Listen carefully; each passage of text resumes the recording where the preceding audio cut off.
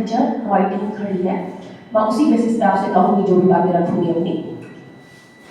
सबसे पहले अगर हम किसी बच्चे को देते हैं कि आप ड्राइंग बनाइए, तो बच्चे के मन में दो ही बातें आती है, या ड्राइंग में वो साड़ी का किनारा और समथिंग इस टाइप का बनाते हैं, और या फिर घर बनाते हैं।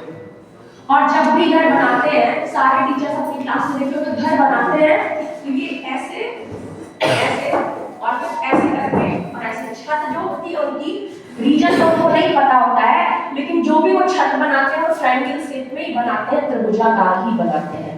तो यहाँ से स्टार्ट करेंगे। हमारा पहला डे रहेगा यही कि बच्चों जब आप अपने घर वाली छत ड्राइंग में बनाते हैं तो वो किस आकार की बनाते हैं। अगर बच्चों को पता होगा तब तो वो आंसर कर देंगे कि त्रिभुज के फॉर्म में बनाते हैं, और अगर उनको नहीं पता होगा तो वो बताएंगे मैम हम ऐसे बनाते हैं। फिर जो बच्चा बोलेगा मैम हम ऐसे बनाते हैं, उन्हीं बच्चों के सहारे हम कहेंगे बच्चों आज का हमारा जो प्रथम दिवस है उसमें हम पढ़ेंगे त्रिभुज और उसके प्रकार। अब त्रिभुज और उसके प्रकार में त्रिभुज बनाने के लिए बच्चा चूंकि घर बनाया है तो त्रिभुज तो वो बना चुका है। अब किसी बच्चे को उसमें से हम बुलाएंगे और बोलेंगे कि वही घर वाला जो त्रिभुज था तुम इस बोर्ड पे बनाओ, तो हम उनको इससे डेफिनेशन बता देंगे कि 3 सरल रेखाओं से घिरी हुई बंद आकृति को हम त्रिभुज कहते हैं। अब इतना हम मान सकते हैं कि बच्चा अगर त्रिभुज बना दे रहा है तो बंद आकृति और रेखा समझ रहा होगा। इसके बाद का जो प्रकरण है त्रिभुज के प्रकार, तो हम बच्चों को बताएंगे कि त्रिभुज के प्रकार 2 प्रकार से हम बता सकते हैं। पहला भुजाओं के आधार पर और दूसरा कोण के आधार पर। क्योंकि सामान का आधार कैसे हमने इस पर लगा है तो हम अपने हाथ के सहारे इसको बताने की कोशिश करेंगे। हम बताएंगे बच्चों भुजाओं के आधार पर त्रिभुज 3 प्रकार के होते हैं। देखिए मेरे हाथ की दोनों बराबर नहीं है, दोनों हाथ में हथेलियां बराबर ही नहीं है, और हम 5 लोगों में से क्या सबकी हथेलियां मेरे बराबर होंगी? नहीं। तो मैं इस चीज को दिखाने के लिए अपने सारे जो भी हमारे मेंबर्स हैं और मैं हम लोग मिलकर इसको दिखाते हैं। ये तीसरा मेरे पास है नहीं, ये दोनों मेरा बराबर है। तो हम बच्चों को बताएं कि बच्चों देखो पहला है हमारा समबाहु त्रिभुज। पहला कौन सा है? समबाहु त्रिभुज।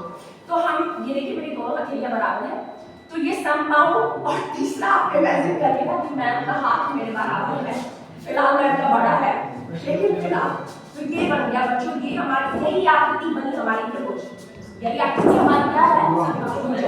और अगर कहा जाए सम मतलब बराबर, बाहु मतलब भुजाएं, तो ऐसा त्रिभुज जिसकी तीनों भुजाएं बराबर होती है उसे हम समबाहु त्रिभुज कहते हैं।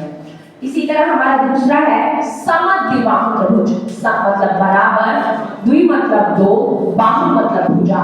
समद्विबाहु त्रिभुज मतलब आइए देखते हैं। अब ये हम आराम से दिखा सकते हैं क्योंकि मैम का हाथ मेरे से बड़ा है और 2 भुजा बराबर रखनी है, तो मेरा तो बराबर है और तीसरा मैं बता दूंगी, तो ये बन गया हमारा समद्विबाहु त्रिभुज। ये कौन सा त्रिभुज हो गया? समद्विबाहु त्रिभुज। और तीसरा है विषमबाहु त्रिभुज, जिसको बनाने में कोई दिक्कत ही नहीं होने वाली है।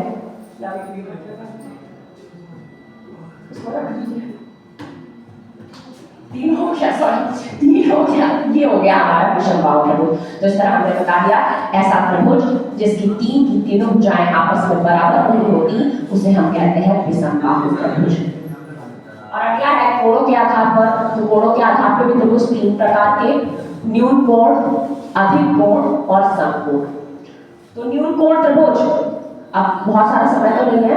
न्यून कोण त्रिभुज ऐसा त्रिभुज जिसमें हमारा एक कोण जो होगा वो कम से कम तीनों कोण ऐसे कह सकते हैं कि न्यून कोण हो, और ऐसा दिखाया भी है कोण बने हुए हैं वो 60 डिग्री के होते हैं, क्योंकि ये टॉपिक बच्चों को पहले पढ़ाया जा चुका है कि न्यून कोण मतलब 0 अंश से अधिक और 90 अंश से कम के कोण को हम न्यून कोण कहते हैं।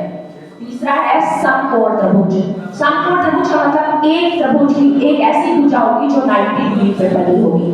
तो ऐसा त्रिभुज जिसमें एक भुजा कम से कम अवश्य 90 डिग्री की होगी समकोण त्रिभुज कहेंगे, और अधिक कोण यानी कि 0 डिग्री से अधिक, 0 डिग्री यानी कि 90 डिग्री से भी अधिक और 180 अंश से कम के कोण को हम अधिक कोण त्रिभुज कहते हैं। इसके बाद की बातें शिवानी मैम आपसे बताएंगे।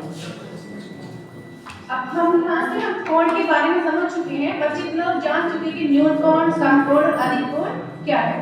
अब हम बच्चों से त्रिभुज के अंदर अज्ञात कोण बताएंगे कि बच्चों को वो एंगल हमें पता है और तीसरा एंगल हम किस तरीके से निकाल सकते हैं। तो सबसे पहले बच्चों को क्या बताएंगे, त्रिभुज के तीनों एंगल का जो जोड़ होता है वो कितना होता है 180। अब मान लीजिए बच्चों को दो एंगल पता है, एक एंगल उनको पता है कि 50 डिग्री है और दूसरा है 70। अब बच्चे इजीली उसको मान सकते हैं, तीसरा एंगल को एज्यूम कर लेंगे। बच्चों को बोलते हैं तीसरा एंगल हमको नहीं पता, तीसरा एंगल इसके हम लोगों ने दिखाया है x, तो 50 + 60 + x = 180।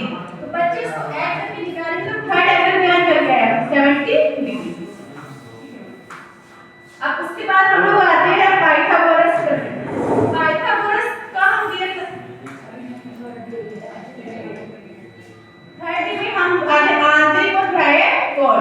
आंतरिक और बाह्य कोण मतलब बच्चों ने जो एंगल पढ़ा है उसी को थोड़ा एक्सप्लेन करना है। तो जो त्रिभुज के अंदर बनने वाले कोण को आंतरिक कोण कहते हैं और त्रिभुज की भुजा से जो बाहर कोण निकला है उसको बोलते हैं बाह्य कोण। कभी-कभी हम चलते हैं हमारी परछाई अपोजिट साइड चलती है तो हमारे परछाई के बीच में एंगल बनता है, उसको भी हम एक तरीके से एक्सप्लेन एंगल ही बाह्य कोण कह सकते हैं। अब ये पाइथागोरस प्रमेय, इसका पाइथागोरस को हम रियल लाइफ ऐसे मानते हैं कोई बिल्डिंग बना रहे हैं हम लोग और बिल्डिंग में क्या हमें बेस पता है, उसकी हाइट पता है, लेकिन एक उसका पूछते हैं बिल्डिंग की एग्जैक्ट हाइट कितनी है, उसकी हाइट निकालने में काम होता है।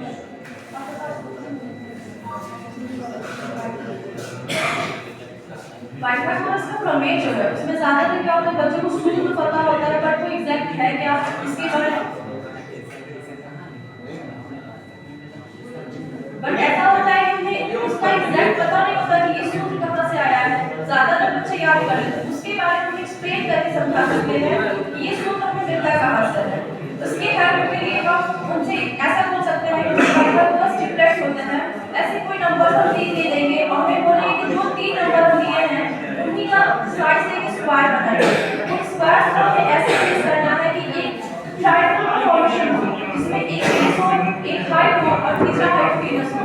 वहां से हम एक्सप्लेन कर सकते हैं कि तीनों स्क्वायर की जब हम एरिया निकालते हैं तो जो बेस में हम रखे हुए स्क्वायर है उसका एरिया जो एज अ परपेंडिकुलर रखे हैं उसका एरिया, दोनों एरिया को हम ऐड करेंगे तो जो एरिया हमें मिलती है वो वहां हाइपोटेनस के पास रखे हुए स्क्वायर के बराबर होगी।